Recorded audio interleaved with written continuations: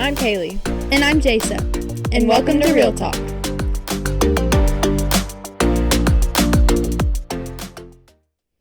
Hey guys, welcome back to Real Talk. For this episode, our quote is, "Friendships are meant to be enjoyable, not tense or anxiety provoking." I think we've all had our share of toxic friends or toxic people in general in our lives. And I think it's hard to realize if someone is toxic or not. Yeah. You know, I had a friend who just always put me down, never really, accepted who I was and wanted to change me or wanted to, I just didn't feel comfortable being me around her. And so I was always thinking, I was like, okay, how should I wear? What should I say? Constantly so aware of me when I was around her. And it was so, I didn't realize it at first. Because she would make jokes. She'd be like, oh, you look so horrible today. Ha ha ha. Or your hair's so greasy or something. It's just constant, putting me down. Putting you down, yeah. And it just sucked. And I didn't realize how toxic it was and how bad it, affected me. Because I was, genuinely, I was picking out my outfits for her. And I was, getting interested in things because she liked them. Or, you know what I mean? Influencing you in ways that aren't beneficial to you. So, yeah, I think it's hard to come out of that, but I think, I don't know. Sorry, go ahead. I feel like there's going to be toxic people everywhere, no matter where you go. So, hopefully this episode will help other people who have toxic friends. And I would say, the brutal truth of, high school is that it's so full of toxic people, and we're faced with the decisions of surrounding ourselves with them. And the decision of deciding that, whatever that means, making that decision can, make or break you in a way, if that makes sense. Well, it's hard letting people someone go. have realized that. What'd you say? It's hard letting someone go, even if they are bad to you. You know them for however long. And on the other side, you could be, what you just said, you could be letting them go because of them being toxic, or you could be having to make the decision of being friends with them because they're toxic. Yeah. On different sides of that. But, and I think that's what's hard is because us being in high school, there's just so many people like that. And I feel like even toxic is a big word. Toxic, I honestly don't really like that word. It sounds like it's really negative and hurtful and I don't know. I don't really like it, but it's a good word, I guess. Yeah, but it's just kind of like a summary word. It just sums it all up pretty well. Toxic, but just negative people. We'll change the word to negative. Yeah, I like. Because I would not call the girl who I was talking about. I would not call her toxic. In general, she's not a toxic person. She was toxic to me. That's the difference. There it is. Light bulb. Toxic to you. Toxic to me, not toxic in general. And I feel like that's with everybody. Even, and the definition of toxic, what we're using is negative towards you or a bad impact on you, or just not making you feel good. And yeah, toxic is a stretch, so negative is more a better word to say that. But, everybody's different is the thing. And sometimes it works in your favor and you get the greatest fun of your life, and sometimes it creates some enemies, and so you just kind of have to weed them out. And I want to add that it doesn't have to just be it doesn't have to just be in friendships and people.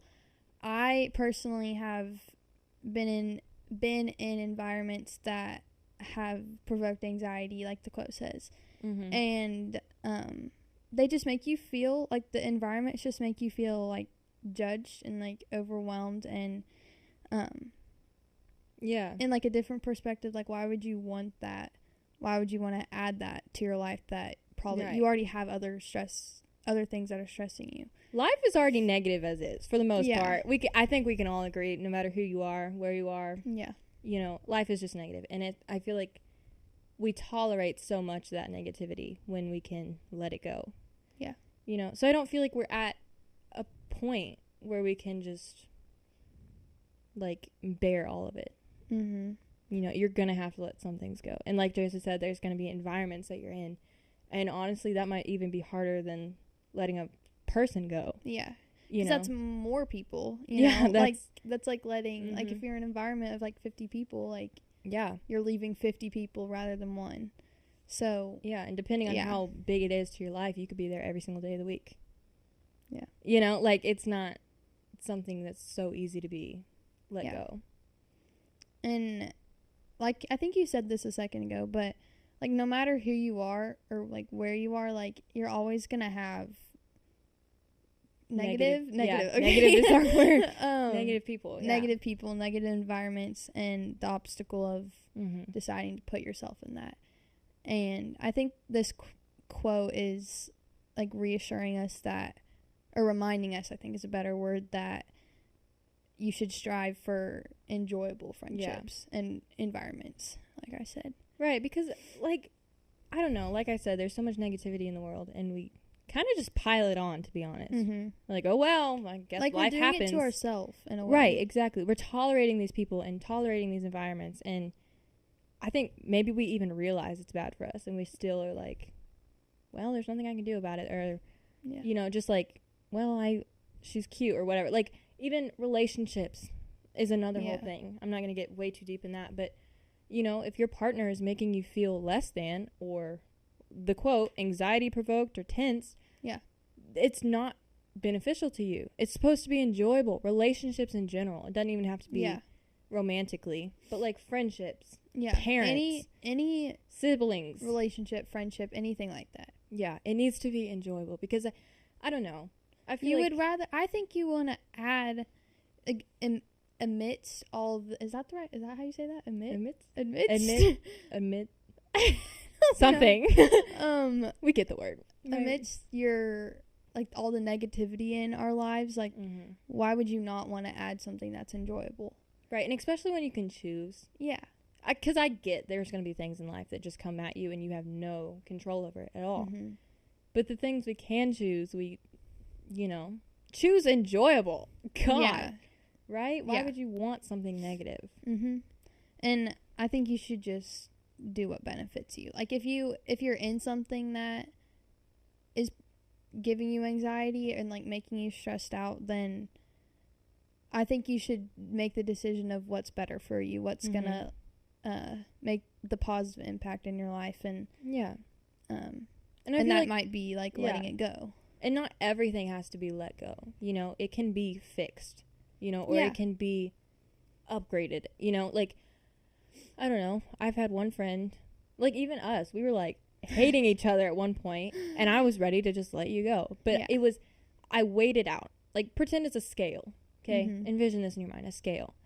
Put all the good attributes of this person or environment, everything beneficial on one half, and then put everything negative on the other one.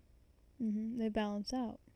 If it's the negative side is lower, if it's heavier on the negative side, I feel like you need to cut it out, because that's not, it outweighs it. Yeah. If it's equal, I still feel like you should think about it.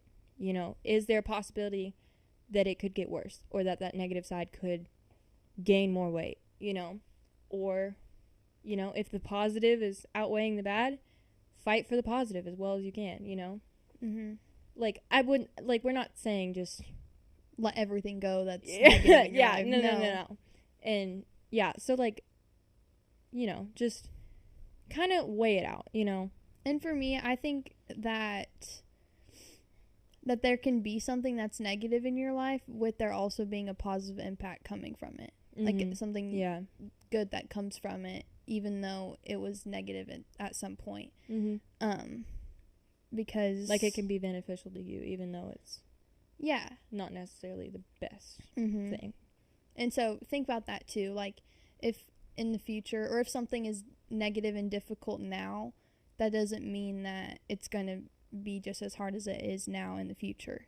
Yeah, and there's going to be difficult challenges in life. Yeah. No matter where you go, how old you are, whatever, you're going to be faced with challenges. And, oh my God, it's toxic to me, letting it go. No. That's not good for you, honestly. Like, you have to grow from things. Yes, exactly. And learn stuff.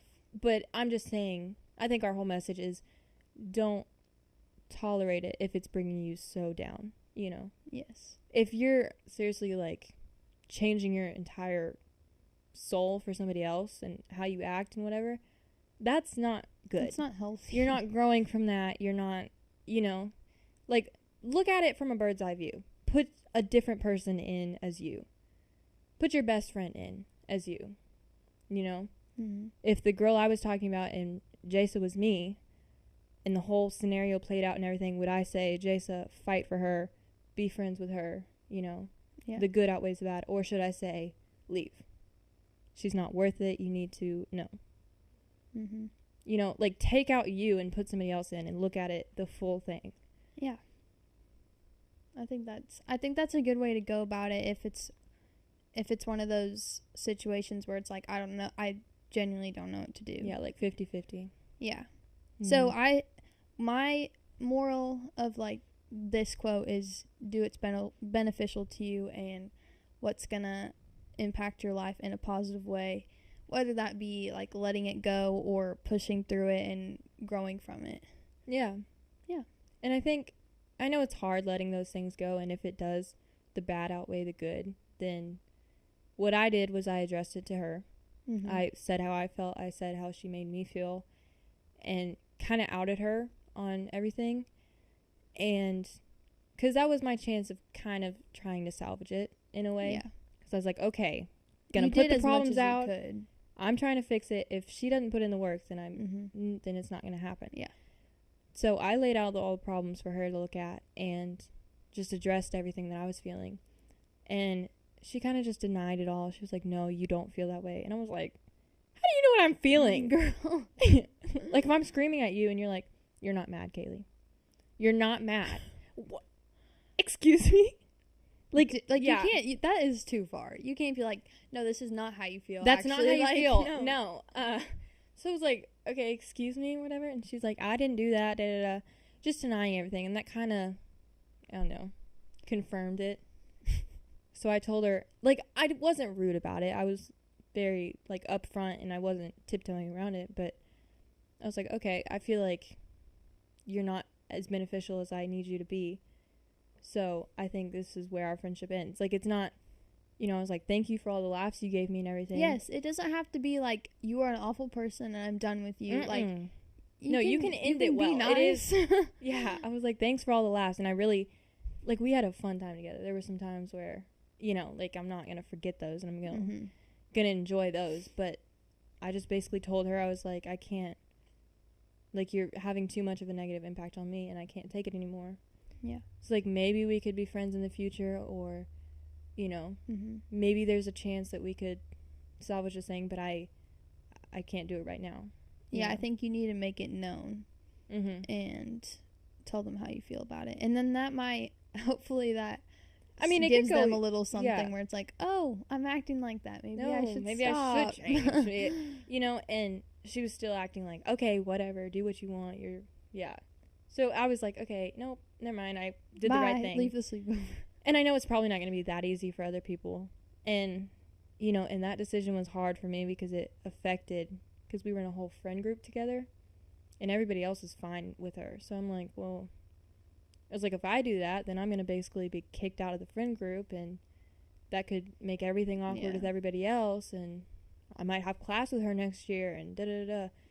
So I get it. There's a lot of variables going into that final decision, but I just figured my emotional health was greater than anything else, and I could deal with anything when it came up.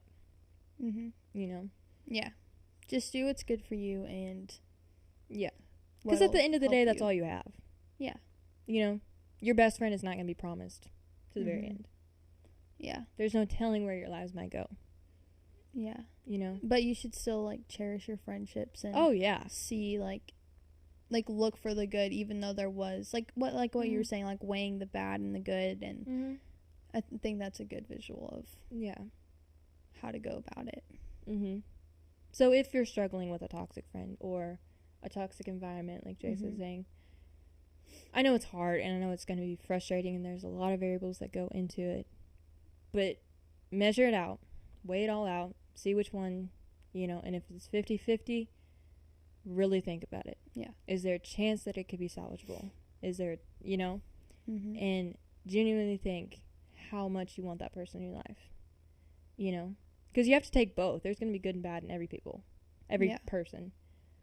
So you just got to, you know, weigh your options. And if it is bad, confront them on it. Tell them how you feel. Tell them how they affected you, and go from there. If they try to fix it with you, then, oh my God, hooray. Yeah. You know, you Put just yourself saved it. first. And maybe that even might make your friendship grow a little bit. Yeah. You know, and if it doesn't go that way and, you know, you lose someone or an environment or something, well, I think it's for the best. Yeah. If you feel really solid in the decision you make, and that feels right, then that will be for the best. Yeah. And even after, you could feel so guilty. I felt guilty. I was like, darn it, I shouldn't have done that. And that'll change. Like, in my perspective, like with environments, like if you choose to leave the environment, then that changes who you are in a way of like, oh, now I'm not a part of that anymore. And like people are gonna think that's weird or something like that, you know? Yeah. And you have to put yourself first in thinking, well, it's more about me than what other people are gonna think if I leave it. And so yeah, it might be hard once you actually rip the Band-Aid off and actually do it, but I think, you know, there's a lot of emotions. I was like, shouldn't have done that. I should go apologize. It's my fault. I should change. And I just like threw my phone. I was like, no, stop. You already did it. And in a month, you're going to be 10 times better. And turns out to be true. I am better. I'm thankful for her, for sure. And I think she taught me a little bit to stand up for what I believe in. And she gave me some very fun memories. But, you know, I'm better now. And I think letting her go was beneficial to me. Yeah. So I don't regret it. Yeah. I think it did help. But I do understand it is hard to do this. Yeah. And it's a big deal of like, what's this gonna do after, or like, I don't know, like what's the result gonna be after this? But yeah, doing what you know should be done is what's gonna really make the difference. Well, that's the end of episode 3. I hope you guys enjoyed. We love you guys. Make sure to tune in for episode 4. Bye.